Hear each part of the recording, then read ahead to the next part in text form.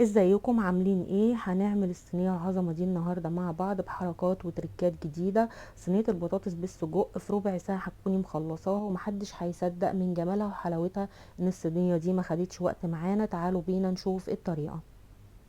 معايا هنا نص كيلو سجق، 2 فلفل رومي احمر و2 فلفل رومي اخضر، 2 طماطمايه حجم كبير، فصين توم، بصله كبيره وبصل قوارمه. البصله الكبيره قطعتها جوليان ونزلت في معلقتين زيت، هشوحها تشويحه خفيفه. بعد ما البصله اتشوحت انزل بالسجق برضو اديله صدمه واشوحه على الجنبين. بعد كده اضيف عليه قرن فلفل حامي.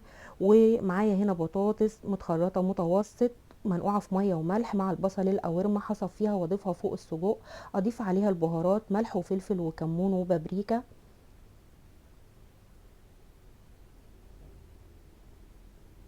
بعد كده الاتنين طماطمايه اللي اتضربوا في الخلاط وصفيتهم هضيفهم واخلي النار متوسطه واغطي عليهم واستنى يغلوا معايا. بعد ما الطماطم غليت لو حابين تزودوا كميه الطماطم زودوها، دي حاجه ترجع لكم.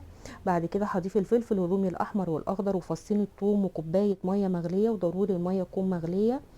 بعد كده اما الخليط يغلي هضيف معلقتين دبس رمان بيخلوا طعم البطاطس بالسجق تحفه، واستنى يغلوا معايا. وده شكلها لما غليوا. هختبر بقى البطاطس استوت معايا، بقت جاهزه معايا. هضيف عليها رشه جوز الطيب، ممكن ناكلها كده وممكن كمان نحطها في صينيه وندخلها تحت الشوايه. هحطها في صينيه واعدل شكلها، اساوي كده سطحها واضيف على سطحها معلقتين دبس رمان بعد ما سويت الشكل من فوق، وهدخلها تحت الشوايه. مش هتقعد 10 دقايق. وده شكلها بعد ما خرجت من الفرن. جربوها ان شاء الله هتعجبكم. دبس رمان مخلي الصينيه دي طعمها حلو قوي. جربوها هتعجبكم باذن الله، والف هنا.